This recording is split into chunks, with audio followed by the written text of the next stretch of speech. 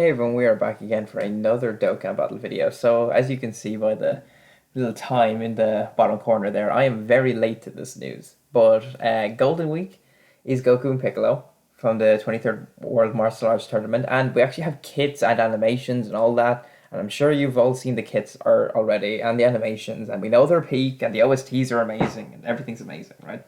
All good. But I haven't had a chance to talk about these units because I've been very busy today.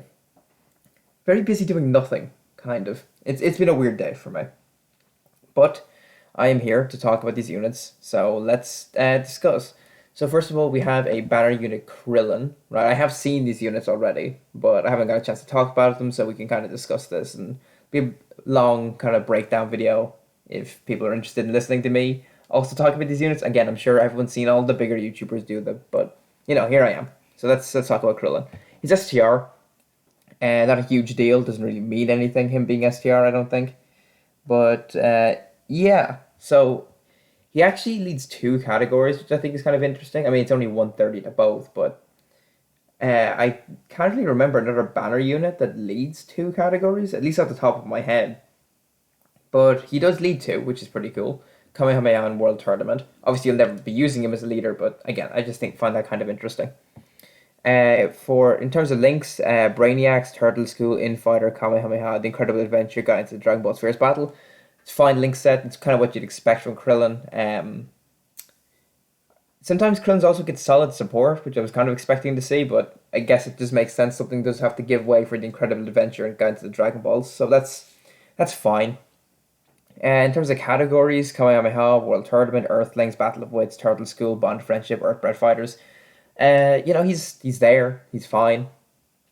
Um, yeah, I think he's gonna help a few of these teams: Earthlings, Earthbred Fighters. I think World Tournament, that kind of thing. So let's have a look at him and see what he can actually do here, and I'll try and break down what I can. So 150% attack and defense to start a turn. He gets an extra 100% attack and defense on super attack. So generally, that does mean you don't want to be in slot one because you get a lot of defense on attack. But this Krillin's a bit of an interesting case because, I'll get into it. So he's also a support unit for World Tournament, right? That's 2 key and 40% attack and defense, which is pretty solid, right? Definitely. I mean, we need good support units. Support units are always good. If you can bring a support into red zone, then I feel like that's pretty good value, right? Now, I'd also prefer if these banner units cannot be killed in red zone, but so we can see what this Krillin can do. Does he have any defensive utility? Again, what you're looking for in supports is like damage reduction, guard, dodge, defense stacking, just something that they can do to survive these huge attacks. I don't expect all of these brand units to survive like super attacks, but at least like normals and stuff. You know what I mean? So yeah. So he gives himself 2 key and an additional 100% attack and defense and a high chance of critting for 4 turns after he gets hit.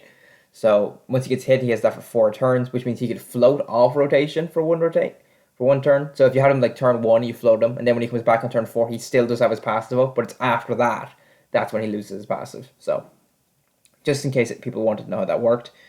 20% damage reduction. So there we go. Again, you want damage reduction, dodge, defense stacking, even defensive stacking, something. He has 20% damage reduction. He has an extra 20% damage reduction before he attacks, right? This is why this Krillin's an interesting unit, right? Because he gets 100% on attack, but he has 20% damage reduction before he attacks. So it's kind of a weird thing where it's like he loses damage reduction to gain stats, which is an interesting trade-off. I'm not sure if it's necessarily worth it. I feel like 20% damage reduction is probably better than 100% attack and defense.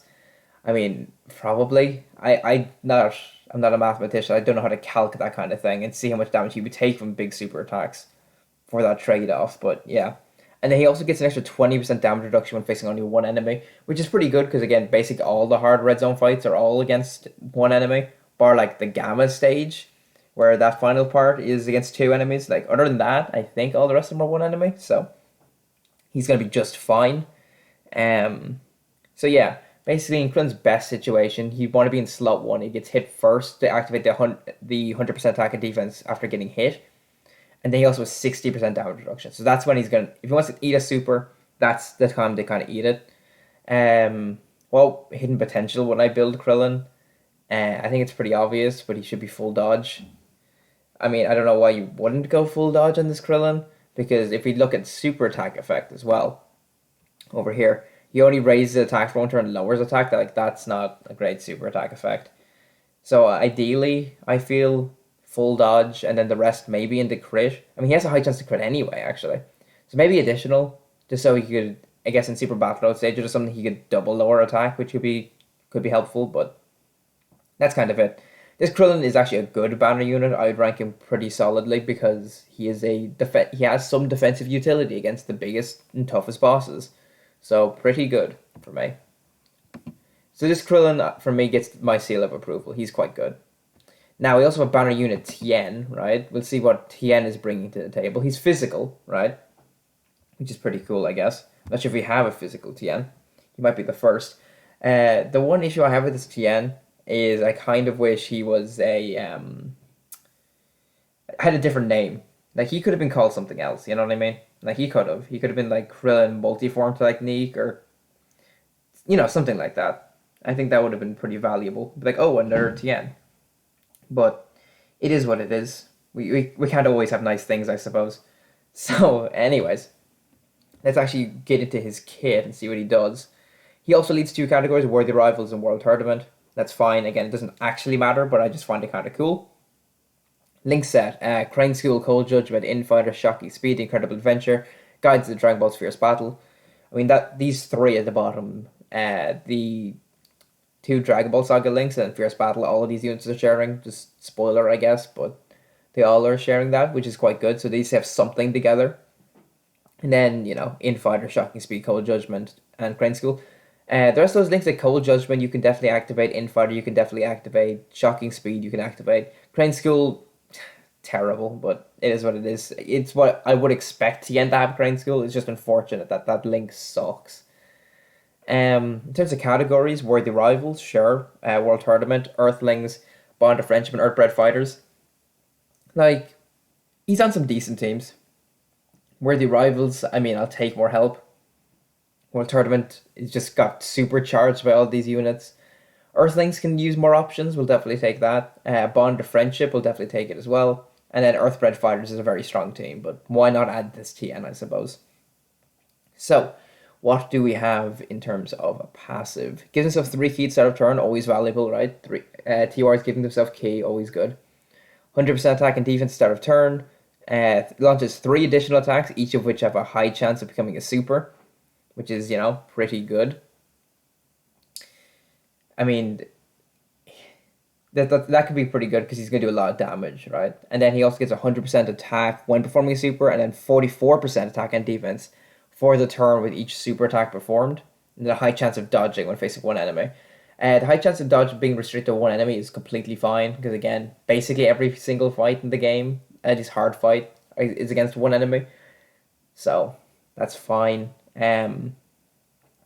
So yeah, he gets 44% attack and defense with each super attack performed. He can launch 3 supers, plus his original super attack, and then hidden potential. So this Tien can super 5 times, which is pretty crazy. I'm pretty sure he does get defense on super. Yeah, he gets a 30% attack and defense and a medium chance to stun. So this Tien is pretty good. He's not the perfect banner unit because although he does have the defensive mechanic, he's not supporting, so he's just sort of like a damage banner unit, which is fine. Like, I think Tien will still have a bit of value, right? But him being a support would have been big. Or if he Rainbow Orb changed or something like that. It's not a huge deal, but I actually like Tien quite a bit. I think he's quite cool. What hidden potential would I build Tien? Because he's giving a bunch of additionals, I would probably build him full crit, probably. I'd probably go crit and then dodge to maximize his defense. But if you're gonna bring this Tien, I feel like he's an offensive unit. That's why you're bringing him. I don't know why else you would. So yeah, I would probably build Tien full crit, but maybe that's controversial. I don't know. I haven't really seen people talk about this Tien. I see people talk about Krillin on Twitter, and people are like, "Yeah, Krillin's busted" or whatever. But yeah, Krillin's very good. But this Tien is also quite good, and no one's kind of talking about him. I guess he doesn't have damage reduction, but it is what it is. Okay, let's talk about Piccolo. Piccolo Junior, Mad Junior, and its giant form. That art is insane, by the way. Like that's some absurd art right there for sure. So let's uh, let's have a look here. Also, don't mind me if you hear anything in the background. I'm currently link leveling as well, right? Gotta link level some units. It is what it is. It is what it is, as they say. Um, yeah. So Piccolo's leader skill is Gifted Warriors, Terrifying Conquerors, and Giant Form, with the extra 30% of Battle of Fate and World Tournament. Now these three categories combined is like massive. Like that's a pretty big roster, for sure. My issue with it is the 200% part. You are not getting as many units on this as you might think. Like, Gifted Warriors, Battle of Fate, like, and then Terrifying Conquerors, Battle of Fate. There's some good units here. Like, LR Graded Vegeta, LR Full Power Frieza, LR Golden Frieza are all on these. That kind of thing. Orange Piccolo, I think. Yeah, Orange Piccolo's on this as well. So like there's good units here, but it's just not the best. It's fine, I suppose. He has some decent options on this team. Like under the 170, this is fine.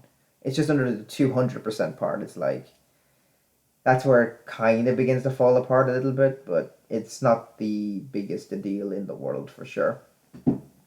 Anyways, let's start breaking this guy down because I've been sitting here floundering about. So let's continue.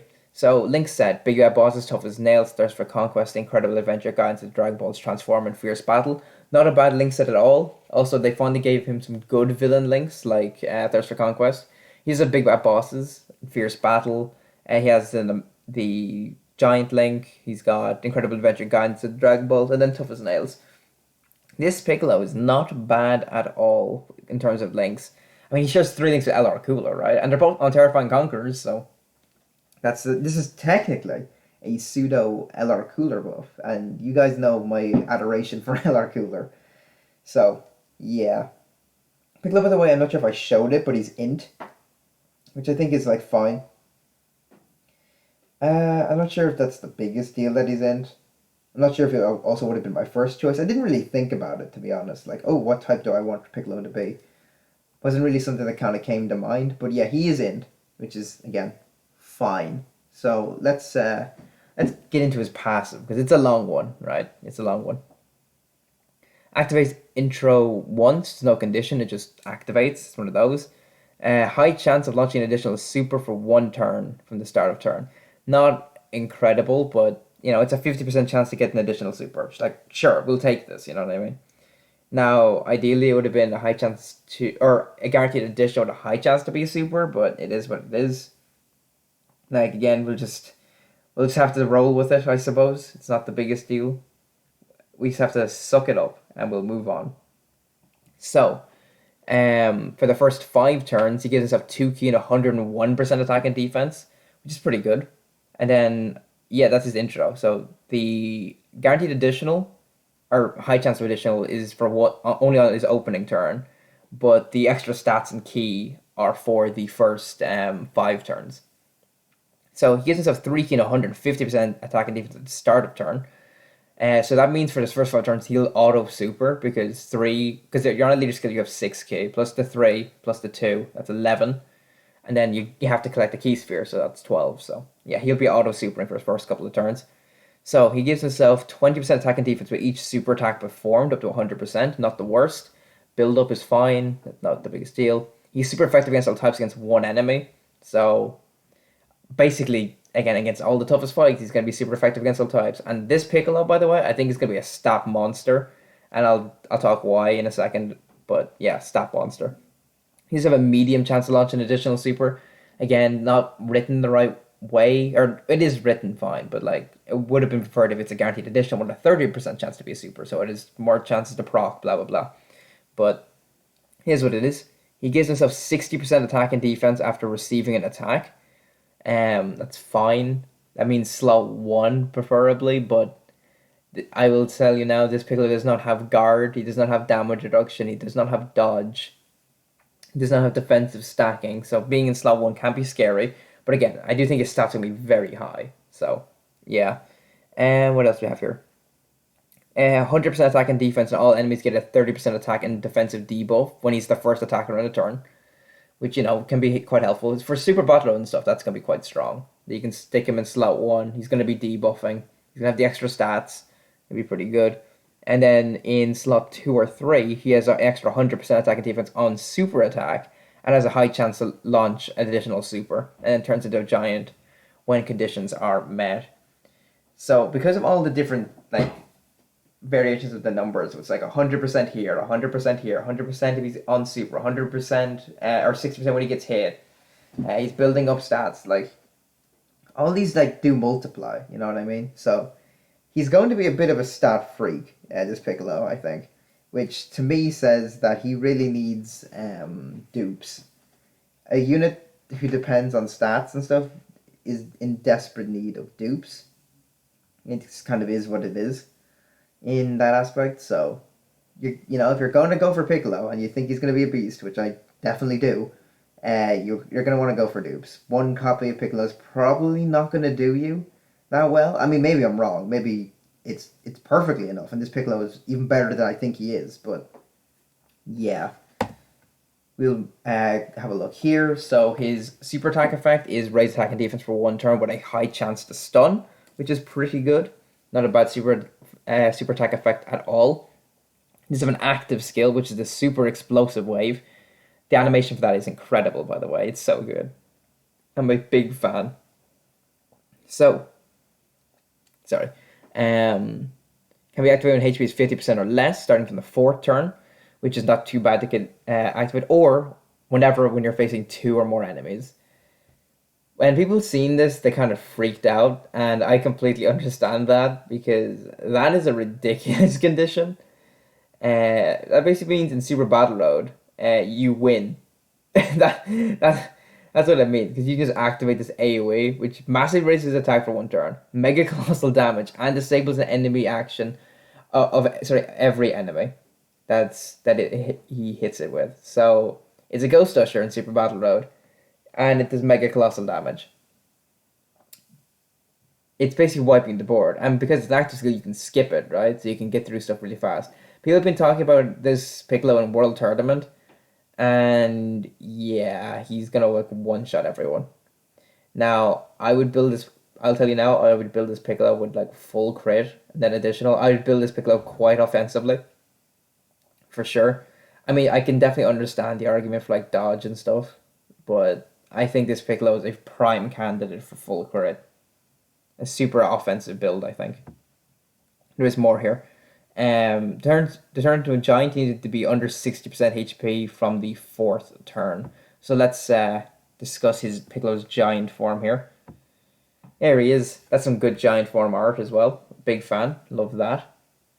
So, gives himself 3 key. He's super effective against all types and has a high chance to crit. It's strong. It's just a strong range mode, or giant form mode, or whatever you want to call it. It's very strong. Not Orange Piccolo strong, but it's very good. I mean, you can run both of them together, and you can do some crazy damage. You could do that for sure. I think that would be pretty good. So yeah, overall, this Piccolo, absolutely ridiculous. He's absolutely nuts. I love it personally. I mean, Piccolo deserves it, right? Majunior, we've been waiting so long for a Majunior card. And now we have a Majunior card, and he's busted. So it's awesome. Anyways, we have 1 unit left, and it's Goku. Goku's also pretty good. He's also tech. What I think of him being tech, nothing too crazy. I just think tech is fine. Let him be tech. That's cool with me. No problemo. But let's actually get into him and see what he's capable of. The answer is quite a lot. In terms of this Goku, it's quite a lot actually. He's very, very good. Sorry, give me 1 second. Okay, perfect. So he leads Earthbred Fighters, powerful comeback. Earthbred Fighters, powerful comeback, and the extra 30% is to both Battle of Fate and World Tournament.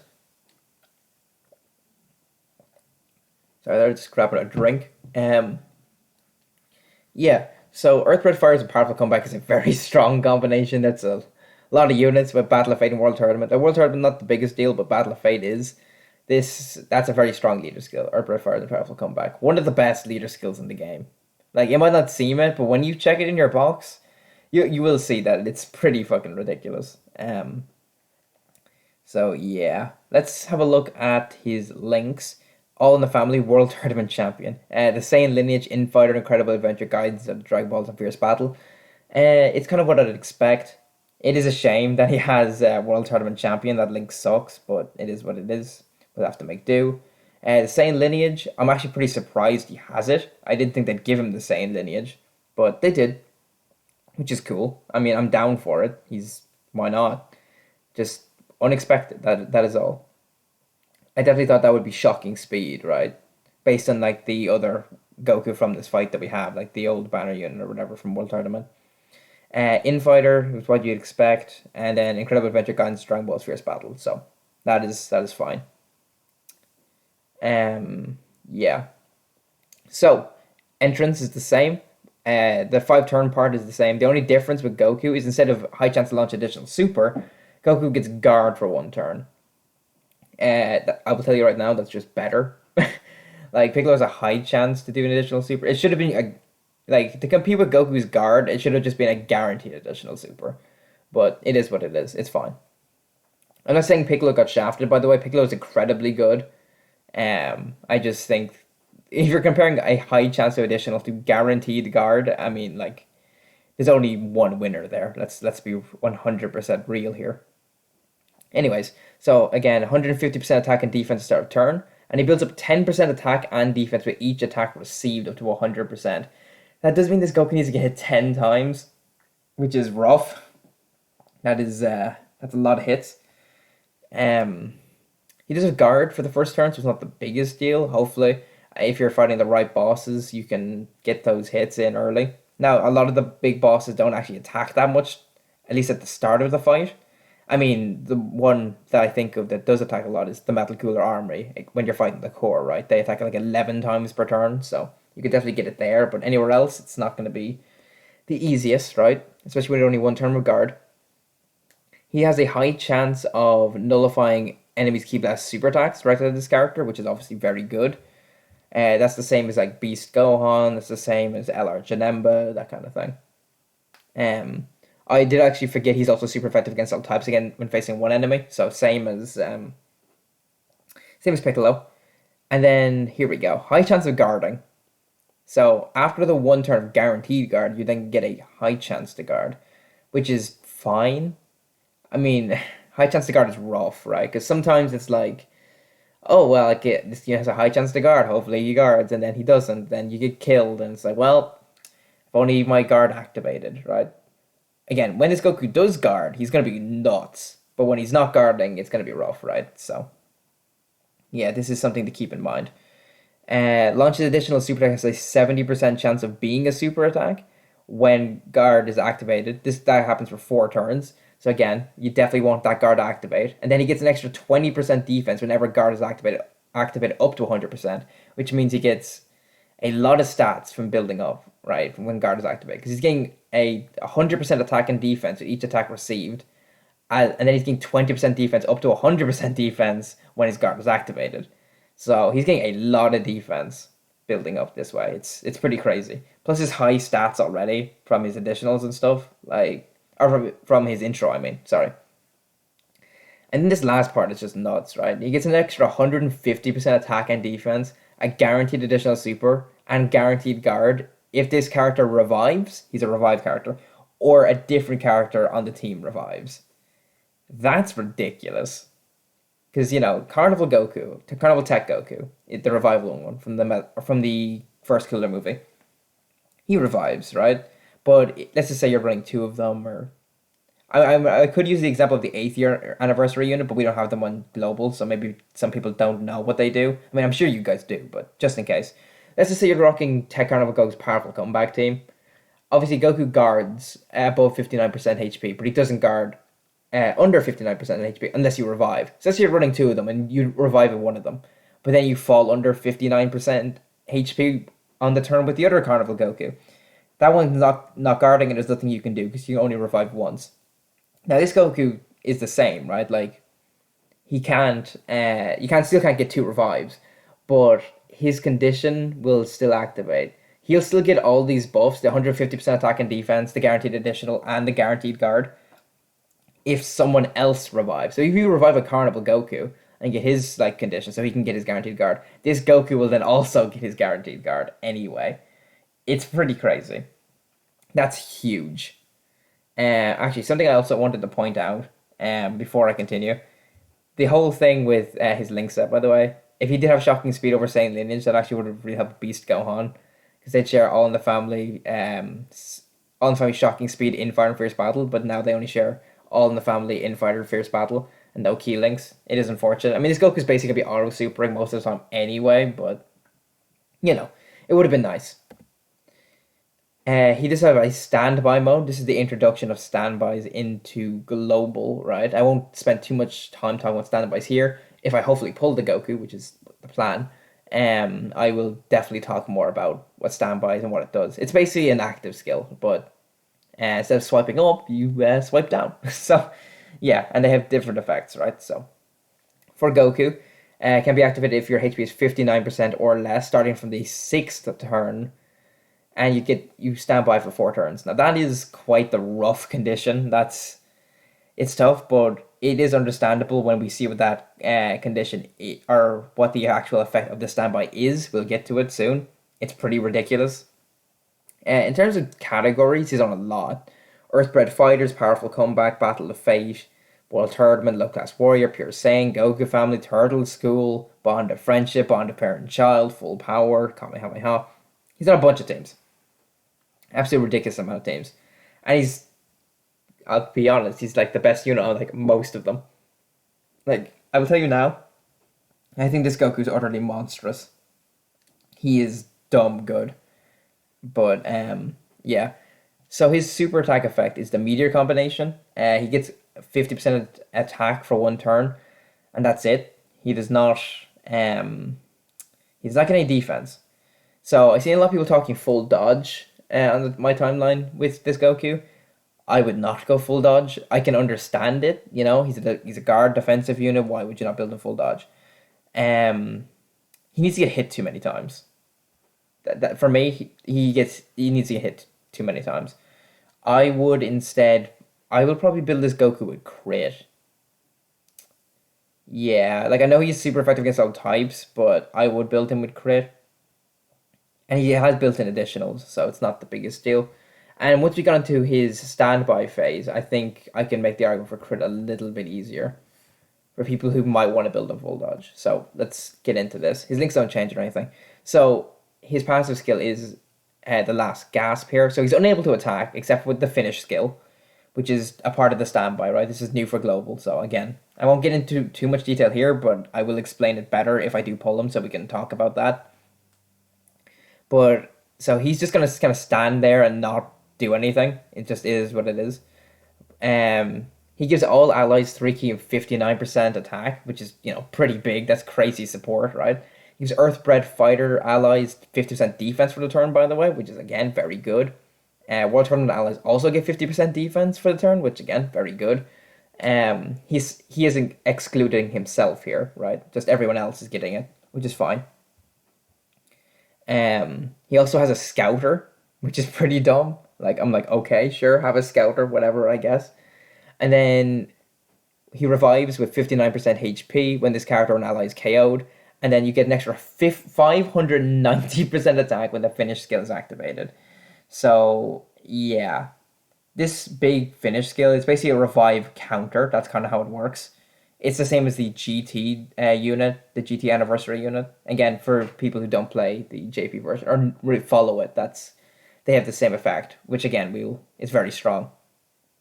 But yeah, 509% big attack. It's gonna do crazy damage. It's a dumb ability, but if that crits, it's going nuts. So that would be my argument for full crit for this Goku, or at least a good bit of crit.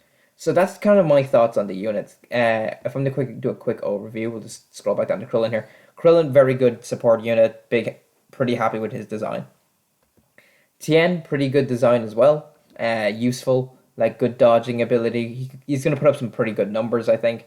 And he's a kind of just a fun unit. He can do a bunch of additionals, which is always the kind of units I like. Ones that do a bunch of additionals. I don't know, there's something about it that just makes my brain happy, I suppose.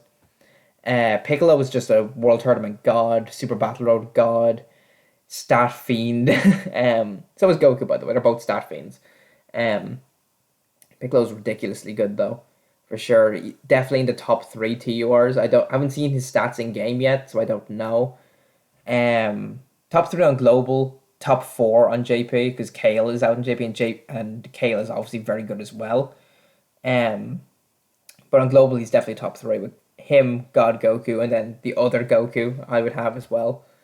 Right here, this Goku. So this Goku, God Goku, and Piccolo, or my junior, are the three best keywords. I do think they're both probably better than the Gammas. Now I don't know that for sure, but just based on what I've been seeing on Twitter and based on what I'm reading, I think they're both better than the Gammas. But we'll see, I suppose. Data download should be tonight in a couple of hours, so we should get showcases soon enough. I'll look at it. Maybe I'll change my mind. Maybe I'm like, oh well, actually, I think Gamma One is actually better than like Piccolo or whatever. I mean, I don't think that's true, but you never know, I guess. But that's overall my thoughts. The video is late again. I'm sorry, guys. I will try to stay on top of things, but I do have my exam period coming up and a lot of assignments coming up for my college. So a lot of my videos are either going to be late or delayed, or I might have to make up days. But we'll see what happens. But I hope everyone likes the units. I hope everyone loves Golden Week. It seems like it's going to be super hype. I mean, I love these units. I think they're excellent. The animations are peak. But with that said, thank you for watching, and I will talk to you guys later.